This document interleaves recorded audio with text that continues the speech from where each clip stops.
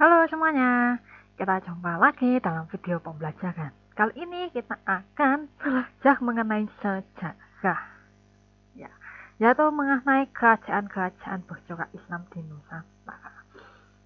Pada video sebelumnya kalian sudah mengenal tentang awal mula masuknya Islam ke Nusantara atau ke Indonesia. Kali ini kita akan belajar bagaimana sih perkembangan kerajaan-kerajaan yang bercorak Islam setelah datangnya Islam ke Nusantara. Yang pertama ada Kesultanan Samudra Pasai. Kesultanan Samudra Pasai ini terletak di Aceh Utara dan dianggap sebagai kerajaan Islam pertama di Nusantara. Nah, kesultanan ini sebenarnya merupakan gabungan dari dua kerajaan yang bersebelahan, yaitu Kerajaan Samudra dan Kerajaan Pasai. Penggabungan dua kerajaan ini dilakukan oleh Marah Silu.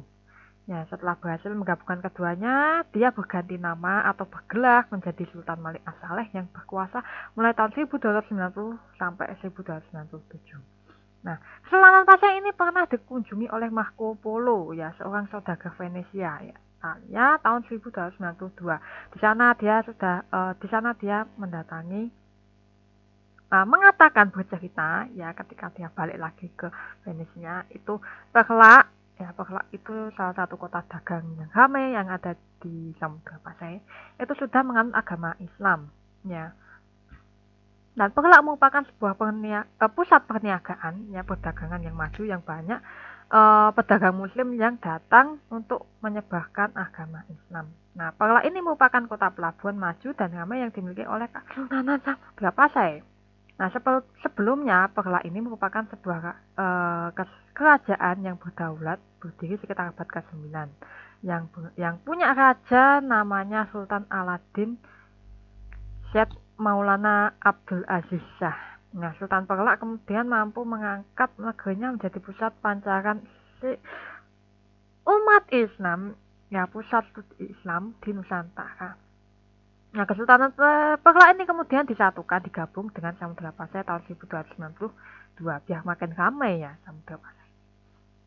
Tahun 1345, seorang pengelana dari Maroko, yaitu Ibnu Battuta, ini mengunjungi Samudra Pasai. Dia berkata kalau Sultan sangat baik terhadap rakyatnya, ya, di sana itu rajanya benar-benar adil, ya, rajanya makmur, ya, menggunakan mata uang dan perdagangannya, dan mengatakan kalau Samudra Pasai ini merupakan kerajaan dagang yang maju karena selalu disinggahi pedagang-pedagang dari India, Cina, dan Jawa.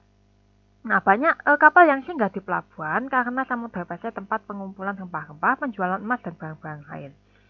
Nah, ini karena mengapa kok Samudra Pasai itu menjadi kota dagang yang ramai, ya, terutama di Perlak itu tadi.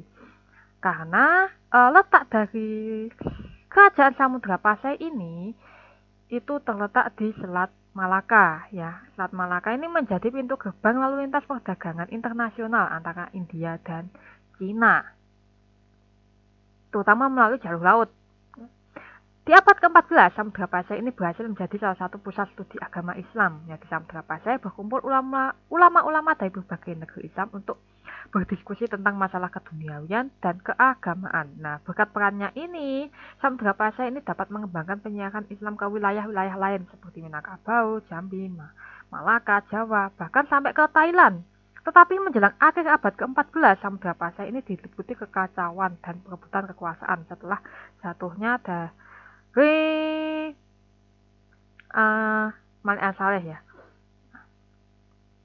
Setelah tahun 1524, Kesultanan Samudra Pasai ini jatuh di bawah pengaruh Kesultanan Aceh Darussalam.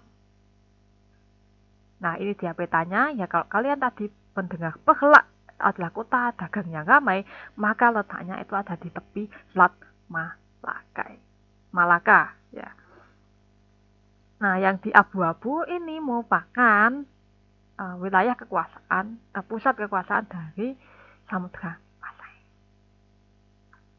Berlanjut ke kesultanan yang kedua, yaitu Kesultanan Aceh Darussalam. Nah, Kesultanan Aceh Darussalam ini menjadi inti pusat kekuasaannya itu berada di Aceh Rajek. Nah, kemudian dipindahkan ke Darul Kamal. Nah, Kesultanan Aceh Darussalam ini sebenarnya sudah ada tahun 1204 di bawah pemerintahan Sultan Jiansyah. Tetapi masih belum berdaulat karena berada di bawah pengaruh kekuasaan Kesultanan Pedih. Nah, baru berdaulat itu ketika pemerintahannya Sultan Ali Mughayat Shah, ya tahun 1514 sampai 1528. Saat pemerintahannya, Aceh ini berhasil memperluas kekuasaan dengan menyatukan kerajaan-kerajaan di sekitarnya seperti Kesultanan Samudra Pasai, Perlak, Lamuri, Benua, Temiang, dan Indrajaya. Ya, Kesultanan Pedih yang menguasainya pun dapat ditaklukkan ya walaupun bersekutu dengan Portugis. Nah, pada saat itu ya Kesultanan Aceh berkuasa, Aceh Darussalam berkuasa. Ya. Ini apa ya istilahnya? Ingin meluaskan wilayah kekuasaannya itu hingga ke pesisir timur Sumatera.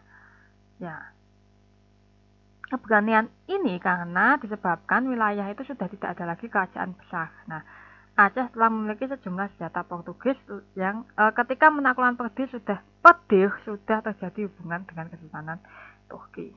Nah, upaya penaklukan di daerah Sumatera Timur ini berlangsung lama karena wilayahnya sangat luas ya di wilayahnya Sumatera Timur. Nah, Aceh ini mendapat tantangan keras dari Kerajaan Ahu. Dalam sebuah peperangan, Kerajaan Ahu ini dapat dikalahkan ya. Nah, untuk mengatur wilayah yang baru dikuasainya, Sultan Aceh mengirim panglima perang Gojah Pahlawan yang kelak menurunkan Sultan-Sultan Deli dan Serdang yang ada di Sumatera Utara. Nah, munculnya Aceh Darussalam sebagai sebuah kerajaan yang besar ini ternyata diperkuat oleh peristiwa jatuhnya Kesultanan Malaka ke tangan Portugis pada tahun 1511. Akibatnya, ya, banyak orang Melayu yang pindah ke Aceh. Ya, pedagang muslim ini umumnya mengalihkan aktivitas perdagangan ke Aceh melalui pantai barat Sumatera.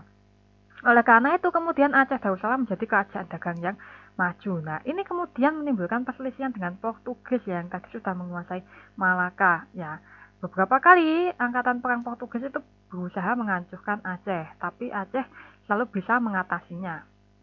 Nah, setelah Sultan Ali Mughayat Shah wafat, dia digantikan putranya yang bernama Sultan Salahuddin. Nah, pemerintahan Salahuddin ini sangat lemah ya, karena selalu bisa memberikan celah kerjasama kepada Portugis. Nah, akibatnya Salahuddin ini kemudian dijatuhkan oleh saudaranya yaitu Raja Ali, yang kemudian naik tahta dengan nama Sultan Alauddin Hidayat Shah tahun 1537 sampai 1568. Nah,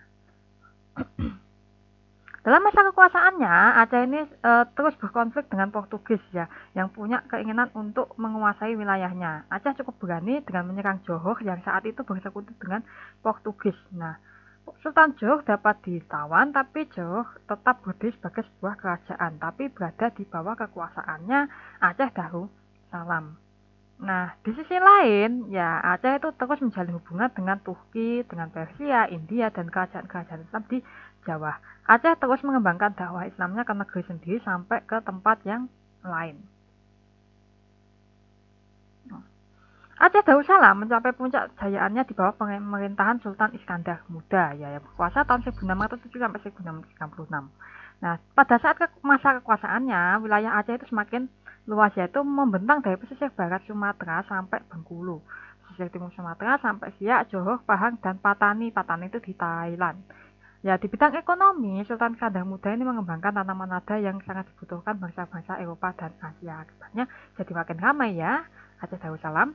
Nah, di bidang budaya muncul ahli-ahli sastra seperti Nuruddin Araniri dan Hamzah Fansuri yang sempat ada pada video sebelumnya. Nah, banyak pula ahli ilmu pengetahuan dan agama yang mengunjungi Aceh, ya ahli fisika dari Mesir dan ahli fikih dari Suriah. Nah, selain itu, Sultan Iskandar Muda ini juga membangun masjid Raya Baitur Rahman seperti pada gambar ya, pada layar bisa kalian lihat ya. Dulu pas ilustrasi awal-awal ketika masjid ini dibangun dan sekarang. Ya. Dan inilah yang kemudian melahirkan istilah Aceh sebagai Serambi Mekah. Sultan Aceh sangat menaruh perhatian dan kecintaan terhadap kehidupan agama Islam ya. Iskandar Muda ini menerapkan syariat Islam dalam pemerintahannya yang berlaku untuk pejabat dan rakyat. Nah, tujuannya untuk memperkuat keimanan dan ketakwaan, memperkokoh persatuan umat, dan membina kehidupan demokrasi. Nah, setelah Sultan Iskandar muda ini wafat, digantikan oleh Sultan Iskandar Thani tahun 1636 sampai 1641. Saat itu Aceh itu masih bisa mempertahankan kebesarannya. Tapi setelah Iskandar Thani wafat, ya, bersamaan dengan jatuhnya Malaka ke tangan VOC, Aceh ini mulai mengalami kemunduran. Nah, di bawah kekuasaan Sultan Safi Atudin, ya, banyak daerah kekuasaan Aceh ini melepaskan diri dari Aceh karena Belanda berhasil mempraktekkan politik adu domba. Nah, inilah kemudian akhirnya Kesultanan Aceh ini terus menurun kekuasaannya. Kesultanan yang ketiga yaitu Kesultanan masih belum. Ya, ini dia peta dari Kesultanan Aceh Darussalam, ya, bisa dilihat ke wilayah kekuasaannya. Ya, yang berwarna gelap itu adalah Kesultanan Aceh tahun 1524. Nah, pusat kekuasaannya itu ada di Kuta Raja Aceh. Cukup luas wilayahnya, ya, tapi ada di pantai timur Sumatera, pinggir laut. Dan ada wilayah yang direbut pada masa pada masa pemerintahan Iskandar Muda, dan beberapa penaklukan via ekspedisi militer. Nah, ini baru kesultanan yang ketiga, ya, Kesultanan Demak. Kalau tadi di Aceh, kita sekarang pindah ke Jawa. Kesultanan Demak merupakan kesultanan Islam atau kerajaan Islam pertama di Pulau Jawa. Kesultanan Demak didirikan oleh Raden Patah pada sekitar tahun 1500 setelah memutuskan hubungan dengan Majapahit. Nah, lahirnya Kesultanan Demak ini mendapatkan dukungan dari ulama dan para pembesar dari Jawa Timur. Ya, dari wilayah Pantura seperti Tuban, Gresik, Jepara, dan tempat lain, ya. Pokoknya di Pantura kayaknya. Peranan Kesultanan Demak ini semakin besar di wilayah Jawa Tengah dan Timur setelah Kesultanan Malaka ditaklukkan oleh Portugis tahun 1511. Nah, banyak pedagang yang akhirnya memutuskan tidak berdagang lagi ke Malaka. Ya, kebanyakan mereka itu pergi ke Demak atau di Banten, ya, sebagai penggantinya. Nah, sejak surutnya Malaka, Demak tampil menggantikan sebagai pusat perdagangan dan penyebaran Islam di Nusantara. Nah, perluasan wilayah kekuasaan Portugis ini sangat mengkhawatirkan. Ya, sebagai kerajaan Islam, ya, Demak khawatir kalau Portugis ini nanti meluaskan kuasaannya sampai ke Pulau Jawa. Oleh karena itu, sebelum Portugis nyampe ke Pulau Jawa, ya, Raden Patah ini berencana untuk menyerang Portugis terlebih dahulu di Malaka, ya, yang dipimpin oleh tentara ini dipimpin oleh Pati Unus, ya, anak dari Raden Patah, ya, untuk melancarkan serangan ke Portugis di Malaka. Tapi gagal karena jarak serangannya itu jauh. Bayangkan saat itu harus berkuda, ya, jalan kaki terus sampai di Malaka ternyata capek, ya. Dan alat-alat militer yang dimiliki oleh Demak itu masih kurang, ya. Penyerangan ini memang mengalami kegagalan. Nah, tapi kemudian Pati Unus ini tetap dianggap berjasa, ya. Kemudian diberi gelar Pangeran Sabrangloh, yang bermakna pangeran yang pernah menyeberangi lautan di sebelah utara Kesultanan Demak. Dan kemudian Pati Unus ini menduduki tahta Kesultanan Demak menggantikan Raden Patah. Ya. Tapi Pati Unus ini tidak berlangsung lama menjadi pemimpin di Demak, ya. 1518 sampai 1521. Sampai dia hanya 3 tahun memerintah. Kemudian digantikan oleh Sultan Trenggono, ya, tahun 1521 sampai 1546. Nah, sebagai Sultan Trenggana ini memperkokoh Demak dengan menegakkan tiang-tiang agama Islam. Nah, Demak dengan masih bercokolnya Portugis di Malaka, Demak ini merasakan ancaman dan bahaya ini membayangi. Tetapi Trenggana tidak mengirim pasukan ke Malaka, ya. Dia hanya lebih memperkuat pertahanan yang ada di Pulau Jawa. Ya, bersamaan dengan kedatangan seorang ulama Pasai yang bernama Nuhullah, ya, yang melarikan diri dari serangan Portugis, ya. Nah, akhirnya Sultan Trenggana dan Nuhullah ini, ya, bekerja sama karena Nuhullah ini punya kecakapan strategi, ya. Nah, yang dimanfaatkan oleh Trenggana, ya. Berkat kerjasama keduanya, Portugis ini gagal merebut pelabuhan penting yang ada di Jawa Barat seperti Banten, Cirebon, dan Sunda Kelapa. Bahkan gempuran-gempuran hebat pasukan Demak ini akhirnya memaksa Portugis meninggalkan pantai Jawa Barat dengan tangan hampa. Ya, akhirnya mereka gagal menguasai Jawa. Nah, setelah mengusir Portugis, Trenggana ini berhasil melakukan sisa-sisa kekuatan kerajaan Mataram kuno dan Singhasari, ya, kerajaan-kerajaan Hindu. Tapi wilayah Pasuruan dan Panarukan ini tidak bisa ditaklukkan oleh Demak. Nah, begitu pula dengan daerah Belambangan, ya Banyuwangi, ini tetap menjadi bagian dari kerajaan Bali. Bahkan Sultan Trenggana ini sampai gugur ya setelah berusaha menaklukkan Pasuruan tahun 1546.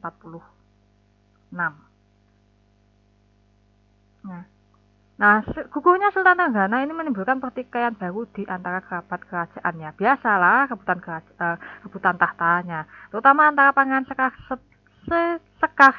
ing Lepen, yaitu adiknya Trenggana, dan Pangeran Prawoto, yaitu anaknya Trenggono. Nah, Pangeran Sekar ing Lepen ini kemudian terbunuh dekat jembatan sungai atas perintah Pangeran Prawoto. Ya, karena mengapa Pangeran Prawoto ini membunuhnya? Karena merasa dihalangi cita-citanya untuk menjadi Sultan Demak.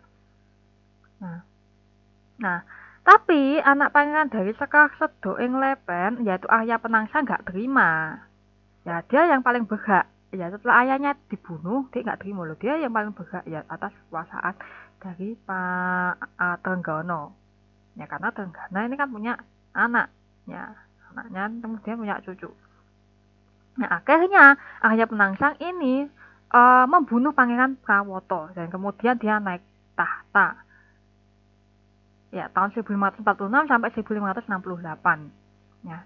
Nah, masa pemerintahan Arya Penangsang ini ternyata dipenuhi oleh berbagai kekacauan dan pembunuhan. Karena Arya Penangsang ini orangnya itu kejam, bahkan sampai membunuh Adipati Jepara yang tidak sejalan dengan kekuasaannya. Ya.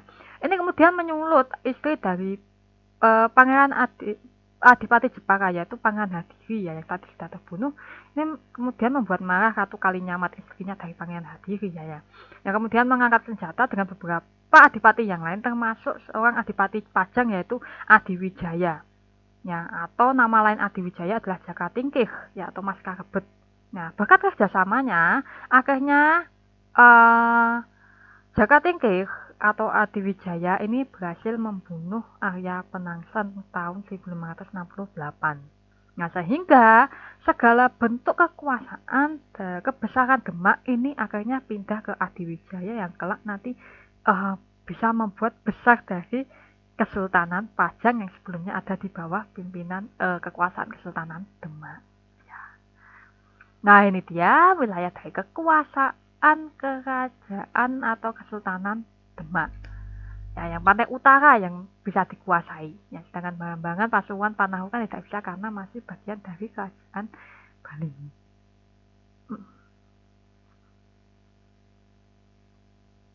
Nah, oke. Sekian dulu penjelasan mengenai 3 kesultanan bercorak Islam yang ada di Indonesia. Selanjutnya, tunggu ya di video berikutnya. Terima kasih sudah menyimak. See you and thank you.